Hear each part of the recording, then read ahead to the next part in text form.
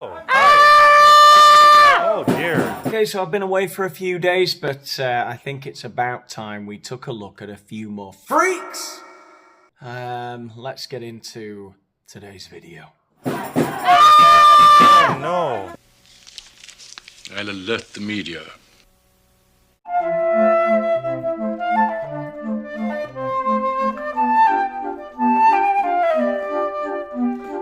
Ooh, Daniel Boland, this is a heavy hitter. Do you guys know who this is? Okay, so just before we get into today's video, I'm just going to give a brief mention to today's guest, the neighbor's fucking dog that won't shut up. Hey, everybody. There's actually two of them, but I've only ever seen one of them. He's called Coco, right?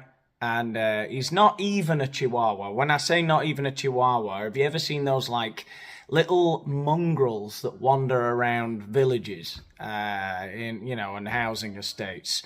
They escape from the garden all the time, and they're bewildered elderly owners are always calling for them. Coco, right? And you're not going to believe me. Maybe I could get a photo for you sometime. They've painted him, this little shriveled up fag of a dog. They've painted him like a tiger. He's got tiger stripes. It's not his actual pattern. They've painted this little demented mongrel. They've painted him tiger. Billboard Chris here with, I don't know what to say. These are the people who protest Moms for Liberty. These are the people screaming incoherently. Moms for Bigotry. Now, there's a group I could get behind. Bigotry gets a very bad rap, a very negative press. It's just one of those things we're getting really wrong about the world. You need a little bit of bigotry. Don't you, Coco, you fucking idiot? I'm sorry about the barking. It's all part of the spice of life, isn't it? A bit of a hatred sprinkled in here and there. I don't have a big problem with with the bigots. Anyway, my point is, in that clip, the woman screaming incoherently. It's unfortunate.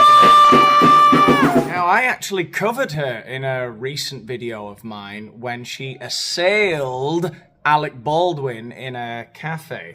Alec, can you please say Free Palestine one time? Why did you kill that lady?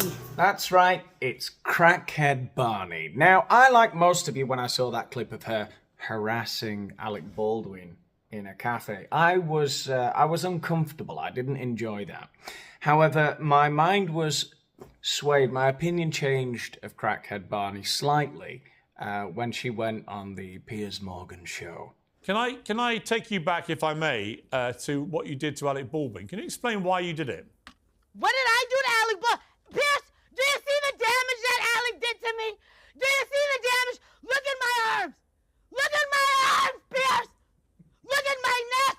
I was maimed by a white man on Monday. Now, you're going to have to forgive my immaturity, right? But that, to me, was a Kaufman-esque performance. She came on with the neck brace, wearing a diaper, with her arm in a sling and crutches, screaming about how Alec Baldwin had maimed her. I was thoroughly entertained. Now, don't get me wrong. What I'm getting at here is that you don't have to be a super fan of Crackhead Barney, like me. All right, I understand that it's in bad taste, a lot of what she's doing. The point I'm trying to make is that I don't understand everybody's lack of sense of humour. And I mean people like Piers Morgan. What are you doing inviting this obvious troll onto your show and asking her opinion on the situation in Israel and Palestine, right? Getting her thoughts on how we can free Palestine and solve the situation in Gaza. Piers fucking Morgan. You're asking too Just for the many record, questions. my name is actually just Piers What's Morgan. wrong with saying Free Palestine? Piers, can you say free Palestine for me? I think Piers, can you say Free Palestine for me? if you stop shouting, yeah. I want you to say it. Yes, I'm happy to say. Okay, Yeah. I'm not going to shout. If you just. Mr. Piers Morgan. If you I mean, if you want another debate about Israel, Piers, Crackhead Barney, I'm not sure is the person to have your fierce back and forth with, right? Crackhead Barney ain't exactly that guy. What's his name? Norman Winkelheimer. Finkelstein, right? Jewish car. Kids were literally coming out of a previously identified Hamas compound that they had that's operated sorry. from. They literally Mr. did. You can Google Borelli, it. You can Mr. Google Borelli, it. with all Mr. due Finkelstein, respect, with all due respect, you're such a fantastic moron. It's terrifying. Ooh, my sinus. What a discovery Norm Finkelstein was for me in that very long Lex Fridman show debate about Israel and Palestine. I didn't understand anything they were talking about. I came out of those 6 hours none the wiser. The only thing I learned from that very long debate was that my level is probably about Piers Morgan Uncensored. That's about my level intellectually.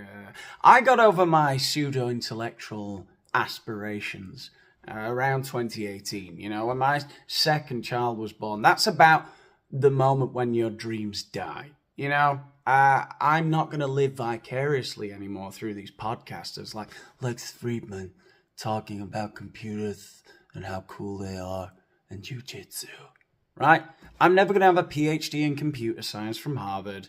I'm never going to be a black belt in jiu-jitsu. That ship has sailed. But I can spend hours watching Piers Morgan, you know.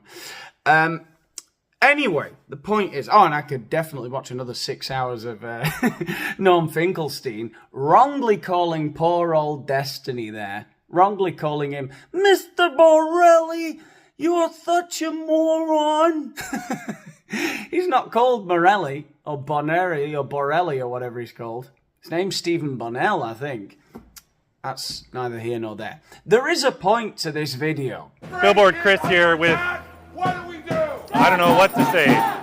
These are the people who protest Moms for Liberty. These are the people screaming incoherently who want you to believe that somehow Moms for Liberty is a racist organization. What? Aren't they? Oh, well. Look, the point of my video is... this guy kind of represents what my video is about, really, essentially. I have a real difficult time sometimes understanding how people's brains work. Crackhead Barney is very obviously to me, and I guess to most normal people, obviously she is a troll.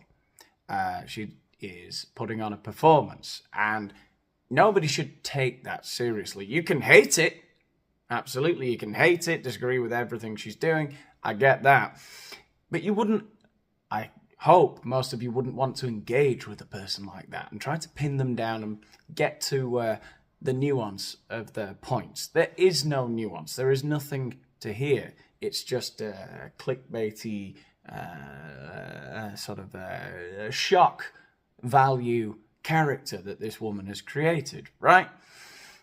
Once you've seen a couple of her videos, you should understand that. But I think to a lesser degree, the vast majority of people who display so openly in public all their opinions about things, they're largely the same as Crackhead Barney. Nobody can tell me what's racist about them. We've got this brilliant guy over here, of course wearing a mask, but he's incapable of speaking. He can't tell us what's racist about Moms for Liberty. Do you know why he can't tell us? Because there is nothing racist about them. They want kids to learn to read.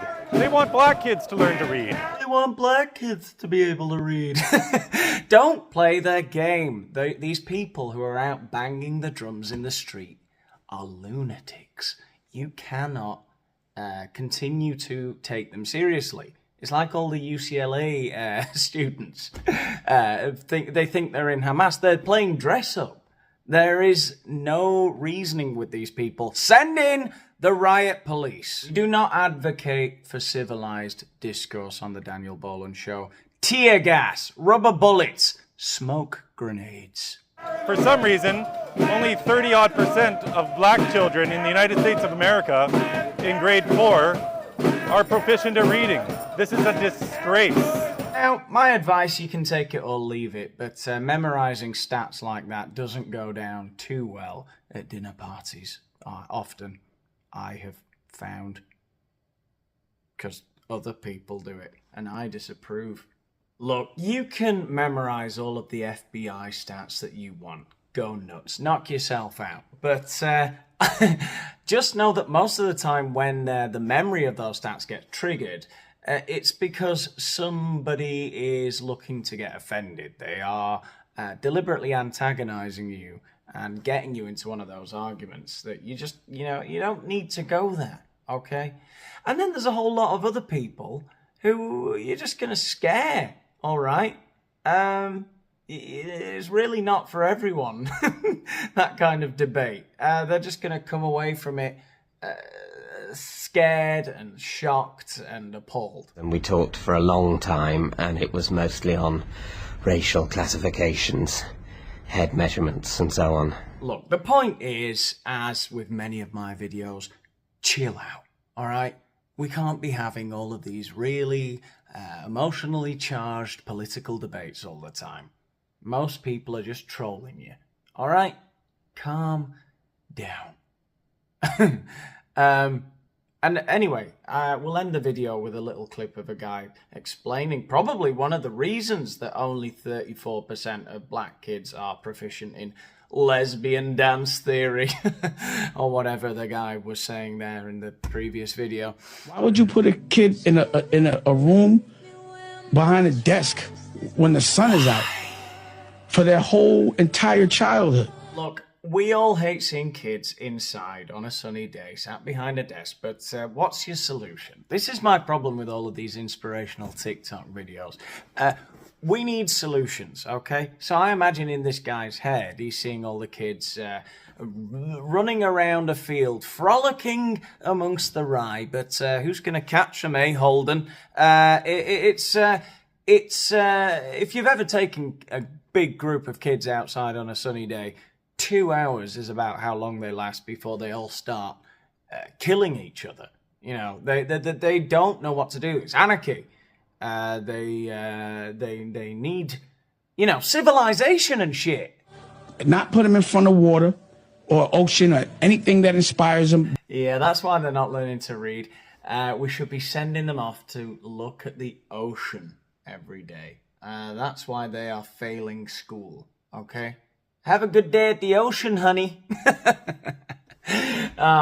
Just be getting on the school bus and being left at the beach to their own devices.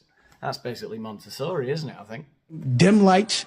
If you notice, schools, jails, and hospitals all look exactly the same. Oh, yeah, don't get me started on the hospital. I see rows and rows of ICU patients on their deathbeds. When it's a sunny day outside, they ain't been seeing no water or ocean or something to inspire them. Why wouldn't it be in something inspiring? Why? Because it's a program to keep us controlled. I crashed my motorcycle. Doctor says, we're gonna have to induce you in a coma. I said, man, that's just my luck. I just got out of an induced coma. It was called high school. When you have to have order of masses, you have to have them all doing the same thing so you can know what they're doing, you can monetize what they're doing, you know how they're doing it. Word. Well, anyway, if you've got this far, give the video a little like, if you've enjoyed it. Let me know what you think in the comments. Subscribe to the channel if you haven't already. I'll see you in the next one. Wow. I feel terrible.